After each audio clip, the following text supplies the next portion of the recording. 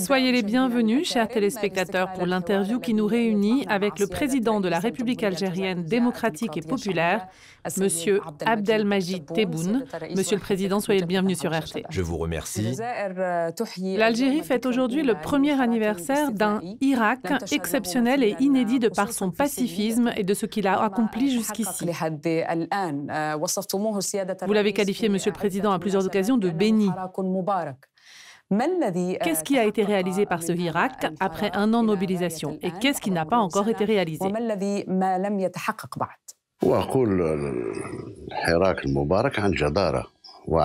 C'est un Irak béni par excellence. Je le dis en connaissance de ce qui allait arriver à l'État algérien. L'État a failli s'effondrer, perdre ses institutions. Il était même sur le point d'entrer dans le programme de ceux qui voulaient en faire une seconde Syrie, une seconde Libye et un deuxième Irak. Et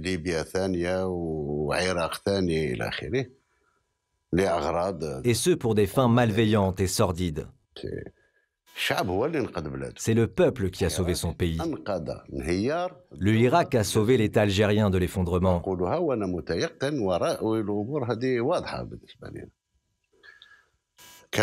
Des dérives autocratiques et des velléités de perduration de la tragédie politique que vivait l'Algérie. Le Irak y a mis fin. Il était la base de sa protection par l'armée nationale et populaire.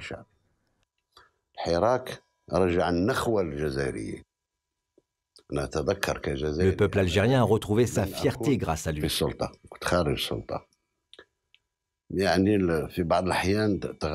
me rappelle lorsque j'étais simple citoyen, en dehors du pouvoir. J'avais les larmes aux yeux quand je voyais l'image d'un pays comme l'Algérie, souillé et profané dans les différents pays arabes et européens.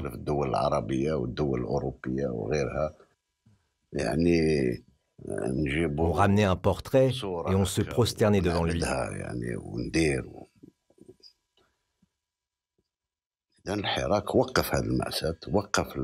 Le Irak a stoppé ce drame. Il a arrêté le 5e mandat et annulé la tentative de prolongement du 4e mandat. Il a ramené l'Algérie sur son chemin démocratique et populaire. Et dans tous les rendez-vous de l'histoire contemporaine, le peuple était la base, y compris les manifestations des années 60 et 61, qui ont mené au droit à l'autodétermination, sans appauvrir le rôle des martyrs qui ont combattu pour ça.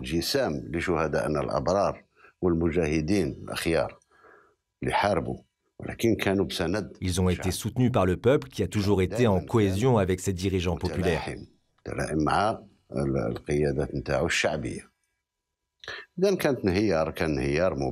L'effondrement de l'État algérien était programmé.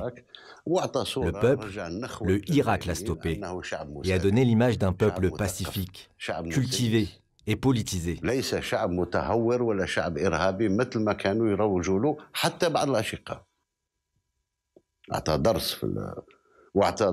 Loin de cette image d'un peuple inconscient et terroriste, comme tentait de lui donner même certains pays frères. Les Algériens ont donné ainsi des leçons au monde.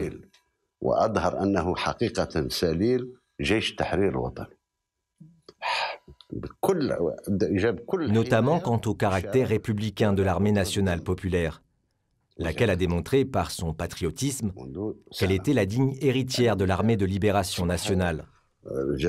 L'armée a assuré la sécurité au mouvement populaire, sans qu'aucune goutte de sang ne soit versée durant cette année. Aujourd'hui, les Algériens sont cités comme exemple dans plusieurs pays, même dans ceux qui se considèrent développés et civilisés. Ce sont les principales revendications du Irak. Arrêter la mascarade du 5e mandat, refuser la prolongation du 4e mandat, faire tomber les responsables du régime du président déchu qui ont programmé l'effondrement de l'État et le jugement de tous ceux qui ont détruit l'économie nationale à des fins personnelles, dont la plupart sont aujourd'hui en prison. Ce qui reste à faire, c'est de revoir le mode de gouvernance de ce cher pays, avec la garantie de la plus grande marge possible aux libertés personnelles, ainsi que d'instaurer l'équilibre entre les institutions afin d'éviter la domination de l'une ou de l'autre, les intimidations et le dérapage vers le pouvoir exclusif et l'autoritarisme. Nous sommes sur le point de trancher sur la question.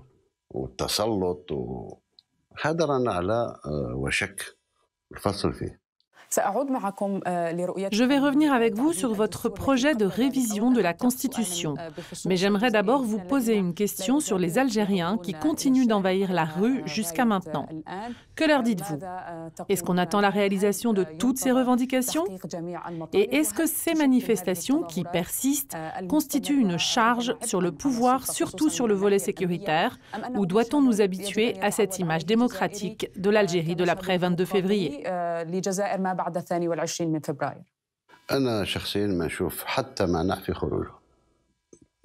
Personnellement, je n'y vois aucun inconvénient à leur manifestation. C'est leur droit et la démocratie l'exige. Ça ne pose aucun problème. Nous craignons juste les dérives résultant de l'infiltration des rangs du peuple. Mais je pense que celui-ci est conscient que lorsqu'il soupçonne une tentative d'infiltration, il s'en démarque. Pour ce qui en reste, c'est une question de la liberté d'expression et de la démocratie dont nous rêvons tous. Par ailleurs, entre la majorité et la minorité, il est connu que dans les pays démocratiques, la majorité prime et décide, tout en respectant la minorité. Mais lorsqu'une minorité veut imposer ses idées sur une majorité, on se retrouve dans un autre système, différent du système démocratique choisi par le peuple algérien. Quand on passe par des étapes holistiques, il peut y avoir parfois une exagération dans la démocratie. Mais petit à petit, les gens reprennent conscience et des manifestations s'organisent de manière limitée, pour des raisons et avec des slogans spécifiques. Nous allons nous y mettre bientôt. Bien, vous avez parlé des révisions constitutionnelles et de la réception de quelques personnalités et de certains partis de l'opposition. Il y en a qui aperçoivent le changement différemment, en particulier en ce qui concerne l'établissement des priorités. Vous avez choisi de commencer par la révision de la Constitution et puis la proposer au référendum, mais en passant d'abord par le Parlement. Celui qui conteste la légitimité du Parlement en parlant de vote truqué dit qu'il aurait fallu dissoudre le Parlement, organiser des élections législatives anticipées, puis procéder à la réforme politique. Quelles sont les normes que vous avez adoptées pour la définition du calendrier du changement? Premièrement, la logique veut que la construction d'une maison commence toujours par les fondations, non par le toit. Il n'est pas logique que nous commençons par la loi électorale, alors que la Constitution n'a pas encore tranché dans les élections, les résultats, ni même dans le rôle des élus, leur contrôle et leur pouvoir. En ce qui concerne l'organisation des élections avant, j'ai expliqué aux frères que j'ai reçus, les mêmes raisons produisent les mêmes effets. La dissolution du Parlement et l'organisation d'élections législatives dans les conditions actuelles conduira au même résultat, car l'argent sale continue à circuler. L'abus de pouvoir existe toujours. On aura donc le même Parlement, avec les mêmes attributs, refusés par certains et acceptés par d'autres. Mais une fois que tous ces aspects seront définis et régis par la Constitution et certaines pratiques criminalisées, nous pourrons aller vers un nouveau Parlement, dont la majorité des membres seront des jeunes intellectuels, ayant suffisamment d'autorité morale pour agir en collaboration avec le gouvernement.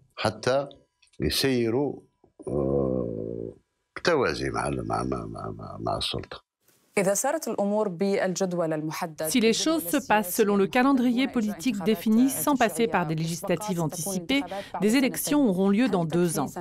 Cette période suffira-t-elle pour réviser la Constitution et la loi électorale que vous avez considérées comme l'un des piliers de la réforme politique, puis aller vers des élections transparentes avec de réels représentants du peuple? Beaucoup moins de 2 ans. Je pense à une période de 6 mois. Nous avançons très rapidement aujourd'hui, que certains de nos frères n'arrivent même pas à nous suivre. Je n'accepterai pas que les choses continuent à pourrir. Il faut qu'on rentre dans la phase des solutions. Le chantier de la révision constitutionnelle sera achevé au plus tard d'ici le début de l'été. Et avant la fin de l'année, nous aurons terminé avec la Constitution et le Code électoral, pour parvenir ainsi aux élections législatives et locales.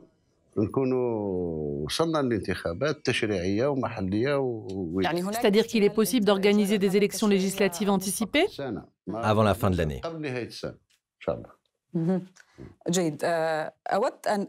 Bien. Parlons, Monsieur le Président, du volet économique auquel vous consacrez beaucoup d'intérêt à chaque parution médiatique. Quels sont les importants points à partir desquels vous partirez? Et quel est le modèle économique qu'adoptera l'Algérie lors de votre gouvernance?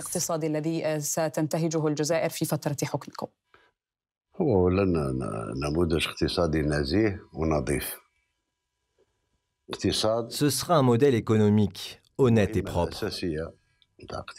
La mission principale de l'économie, que nous bâtirons très prochainement, sera la création de richesses, la création d'emplois et la prise en charge de toutes les tragédies sociales qu'a vécu le citoyen algérien.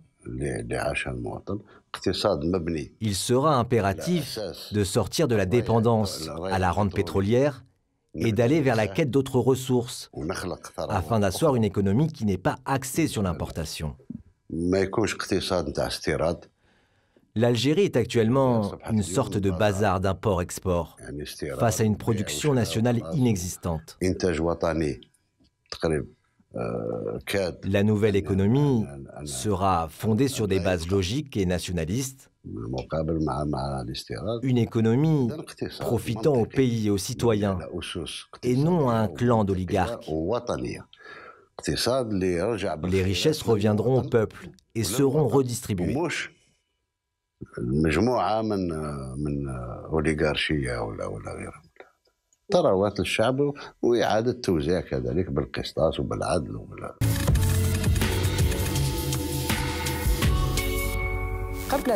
Je voudrais d'abord rebondir sur la fin de la dépendance aux hydrocarbures que vous avez évoquée.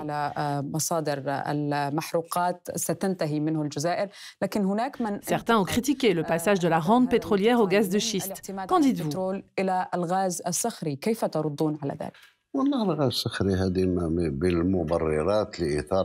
Le gaz de schiste est l'une des justifications pour provoquer la colère des citoyens. Je n'ai pas dit qu'on allait exploiter le gaz de schiste. Les chiffres démontrent qu'avec son développement, l'Algérie a consommé près de la moitié de sa production du gaz naturel, sachant que nous sommes un pays plus riche en gaz qu'en pétrole. De même pour les hydrocarbures. Si on continue sur ce rythme, on sera peut-être obligé d'importer du gaz, chose qui n'est ni logique ni raisonnable.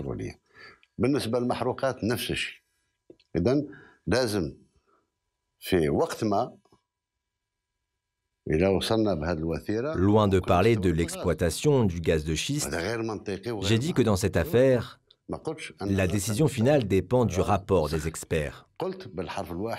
Ces derniers diront s'il est rentable ou pas, et polluant ou pas. L'Algérie compte aujourd'hui des richesses incommensurables. Dans nos mines, par exemple, nous ne manquons d'aucune ressource. En ce qui concerne les ressources humaines, la capacité universitaire algérienne produit 200 000 universitaires par an.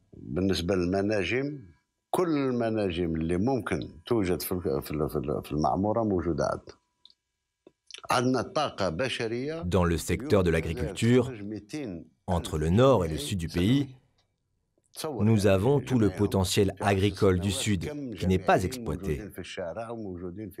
À seulement 50 mètres au fond de ces agglomérations, nous comptons 15 milliards de mètres cubes d'eau douce. Nous avons des terres immenses qui n'ont jamais été exploitées, car nous nous sommes contentés d'importer.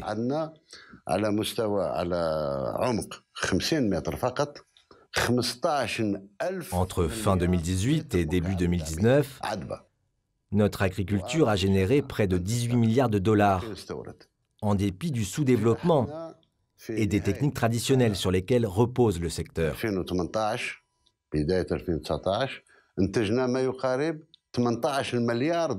Si aujourd'hui on développe notre agriculture et on arrive à générer entre 20 et 22 milliards de dollars de bénéfices par an, tout en arrêtant l'importation, on arrivera à un équilibre dans l'économie nationale.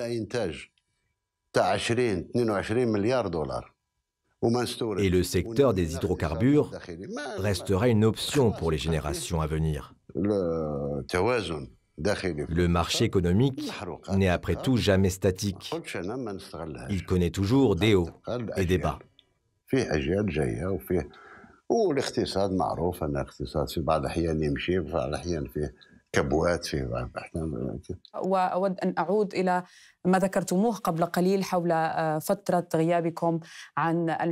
Revenons sur la période de votre absence du pouvoir, marquée chez les Algériens par vos déclarations anticorruption, ce qui vous a éloigné du gouvernement durant les années précédentes.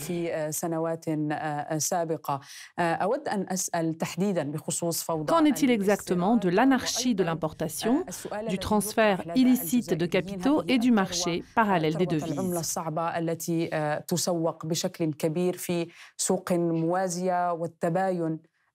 Quelle est votre stratégie pour venir à terme de ces pratiques qui portent préjudice à l'économie nationale?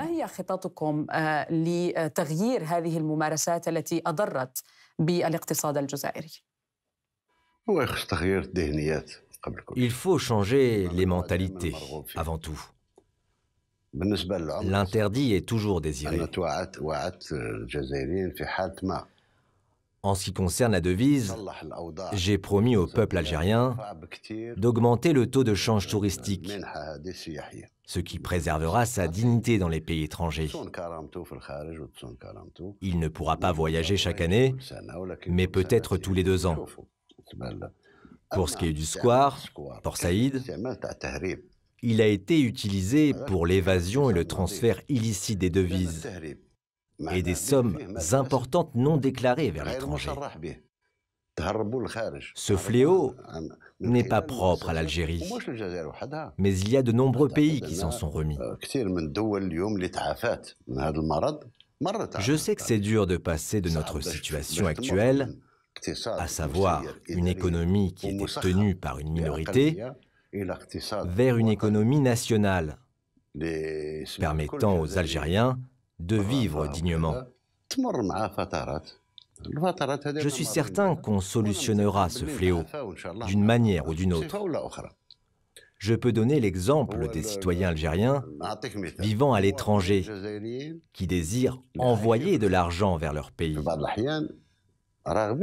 Pourquoi leur imposer le change en dinars? Laissez-les ouvrir des comptes devises pour transférer leur argent légalement, sans abus ni dépassement. Excusez-moi, Monsieur le Président, mais c'est ce qui les pousse à adopter des tactiques illégales et se tourner vers le marché parallèle sans créer de richesse. Quelles sont les solutions auxquelles vous pensez?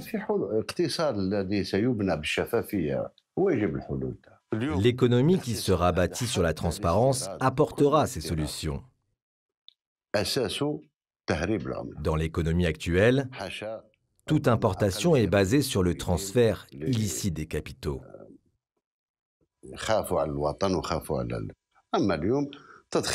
Mis à part une minorité des importateurs. Le gonflement des factures a atteint l'intolérable. Et seul le citoyen paie. Il y a des mentalités bâties sur des notions d'une économie crapuleuse. Aujourd'hui, nous voulons revenir à un secteur transparent, avec une vraie industrie, au lieu d'une fausse industrie basée sur une importation masquée. Notre stratégie s'appuie sur l'indépendance, et la responsabilité dans la prise de décision, la transparence, la création de richesses et d'emplois, qui protégera l'Algérie de toute instabilité politique.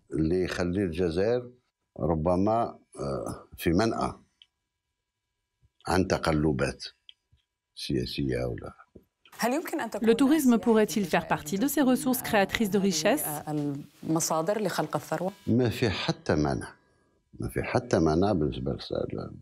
Je n'y vois aucun inconvénient, surtout pour le tourisme au Sahara.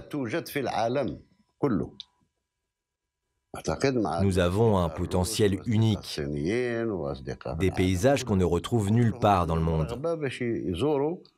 Nos amis russes, chinois et tous les touristes du monde ont envie de visiter nos magnifiques sites touristiques. Il ne manque que l'organisation. Mais pour le faire, il faut laisser l'initiative aux citoyens et lui faciliter la tâche. Il faut en finir avec les prêts bancaires de plusieurs milliards de dollars accordés à de faux importateurs, au détriment des jeunes porteurs de projets touristiques, sous prétexte de manque de garantie. Quand quelqu'un veut développer un produit national, agricole, minier ou autre, on le laisse attendre 2 ans, voire 3 ans pour lui donner son prêt, alors que 24 heures suffisent à certains faux producteurs pour l'avoir. Des histoires au-dessus et en dessous des tables existent dans ce genre de service. Il est temps aujourd'hui pour certains de payer les frais de ces dérapages. Mais le plus important, c'est d'y mettre fin. Parlons des jeunes qui ont déposé des demandes de prêts pour créer des micro- et macro-entreprises et qui ont dû attendre 8 ans ou plus pour avoir une réponse. On m'a évoqué un jour le cas d'un jeune qui avait déposé une demande de prêt pour développer une petite industrie de cassettes audio. Cela remonte à 10 ans lorsque celle-ci existait toujours. À la fin du projet, il s'est retrouvé avec des produits impossibles à écouler, dépassés par l'apparition du numérique. L'injustice existe même quand on veut aider.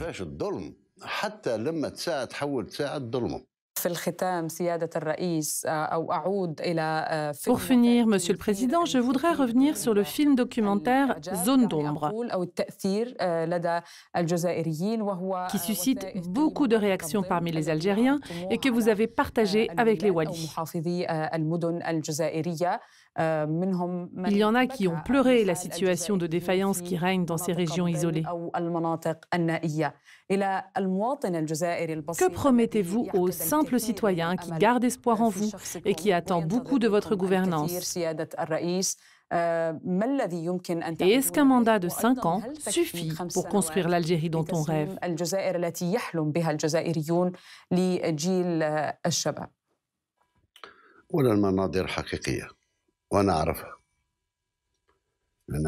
Le documentaire montre la réalité que je connais. J'ai passé toute ma vie comme responsable local. J'ai été secrétaire général, wali, ministre délégué, dans des régions reculées.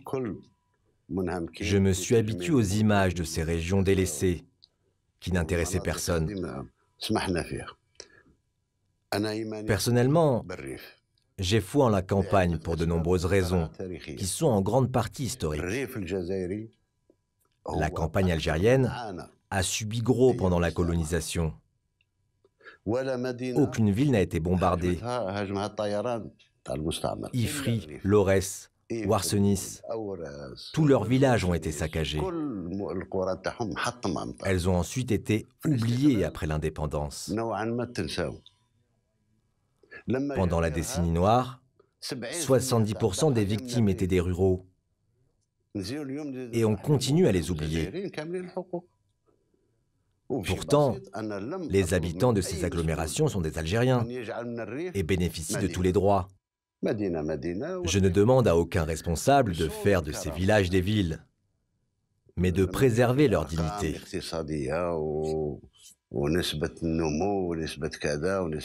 Au milieu des chiffres, du développement et du progrès économique, des zones d'ombre existent toujours. Cela existe même aux États-Unis, où l'essor est immense. Il reste toujours entre 30, 40 et 50 millions d'Américains qui subsistent grâce aux poubelles. À quoi sert la richesse d'un pays si ses habitants vivent dans la précarité?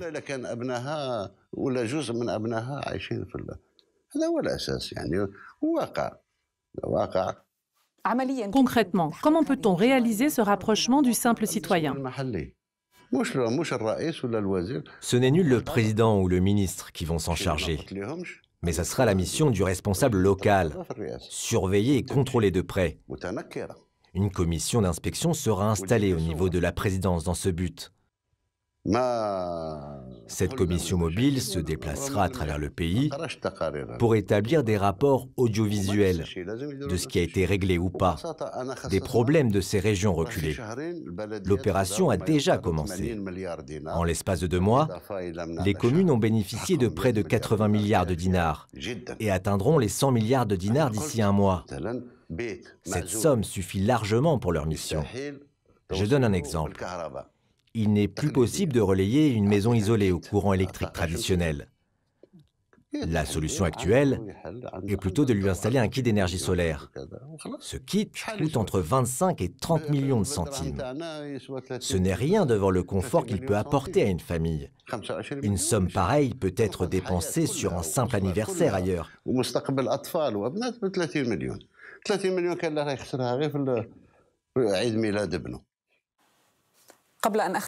Avant de conclure, que voudriez-vous dire, Monsieur le Président, aux Algériens et à tous les spectateurs de RT Arabique?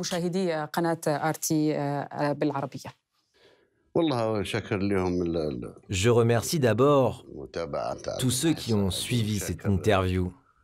Je vous remercie, vous et votre équipe, pour cette rencontre qui a servi à mettre la lumière sur notre programme auprès des nombreux spectateurs de la chaîne Russia Today, en Russie et ailleurs. Je souhaite beaucoup de courage à cette chaîne et j'en profite pour saluer honorablement et fraternellement tous mes amis russes. À notre tour de vous remercier pour votre chaleureux accueil, Monsieur le Président de la République algérienne démocratique et populaire, Abdelmadjid Tebboune. Chers téléspectateurs, nous vous remercions aussi. Au revoir.